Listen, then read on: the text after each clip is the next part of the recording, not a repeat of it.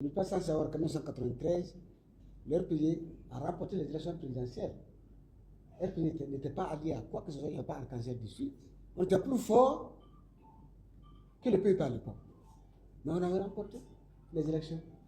C'est pourquoi, depuis que le mot arc-en-ciel a été ajouté, on a commencé à avoir n'importe quoi. Et en plus, depuis combien de temps le pays n'organise pas le congrès et le pays arc-en-ciel est en porte-à-faux aujourd'hui avec la loi. Parce que il y a certains critères que l'administration impose aux partis politiques qui ne sont pas respectés au niveau du RPG arc-en-ciel. C'est pourquoi nous avons déjà un ultimatum. C'est pourquoi nous, cadres réfléchis, nous faisons une démarcation nette entre cette structure ancienne qui nous a amenés à la dérive et nous préférons reprendre le RPG dans son statut originel pour accompagner le général Mamadi Doumbouya, parce que c'est là où il y a la vérité et c'est là où il y a le progrès. Je ne suis pas un vendeur d'illusions, je ne suis pas un rêveur non plus. Ceux qui veulent attendre Alpha Condé jusqu'à son arrivée, ils n'ont qu'à l'attendre. Mais nous, RPG anciens, nous sommes pour le général Mamadi Doumbouya et nous nous organiserons comme c'était avant la création de RPG. La force qu'on avait, on le couvrira. La preuve, vous avez les représentants des sections de l'intérieur du pays. Le Fouta Djallon nous attend, la Guinée frontière nous attend, la Haute-Guinée, toutes les fédérations, les sections de ces villes-là, de l'intérieur du pays, sont avec nous. C'est pour cette raison, nous ne sommes pas, on a fait appel à tout le monde, tous les camarades, il est temps de changer de fusil d'épaule. Si le RPG arc-en-ciel a échoué, mais reprenons avec le RPG, pourquoi pas? On reprend avec le RPG. Avec le RPG, on était assez fort, on était dynamique, on était créé, et on était structuré. Et aujourd'hui, on va le prendre et le mettre sur ses deux pieds pour aller à l'avant avec le général Mamadi Doumbouya. Parler de mots trahison, je ne vais pas faire de commentaires sur un individu ou sur une personnalité.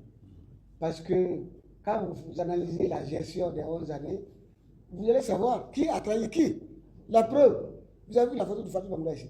Elle a été la femme la plus insultée de la Basse-Guinée en 1995. Elle soutenait résolument le président Alpha Condé sur cette lutte. Aujourd'hui, pendant la gestion des 11 années, vous avez entendu parler de Fatou Bangla dans quelle organisation étatique? Vraiment. Donc, je ne suis pas venu pour faire de commentaires à quelqu'un, mais nous, les cadres de RPG arc-en-ciel et de RPG ancien, originel, vous les avez ici. C'est le maire de Kankan. Le premier maire de Kankan, quand le RPG était dans l'opposition. Il a fait tout pour Kankan. Quand le feu général Lassana Conté était au pouvoir, c'était un pouvoir très fort. Malgré tout, on a arraché la commune. Il est là. Le premier secrétaire permanent du parti, Nansel Briti, qui est l'un des premiers prisonniers du RPG arc-en-ciel. Il a été arrêté en 1990 avec Karfa Sako, Vafi Nkrumah, Nansel Briti, à de Zéro Corée ici, ils étaient molestés jusqu'au 32 escalier à Conakry. 5 années de prison, on ne savait même pas où ils étaient. Les 11 années des élections se sont passées, on n'a même pas fait cas à leur situation.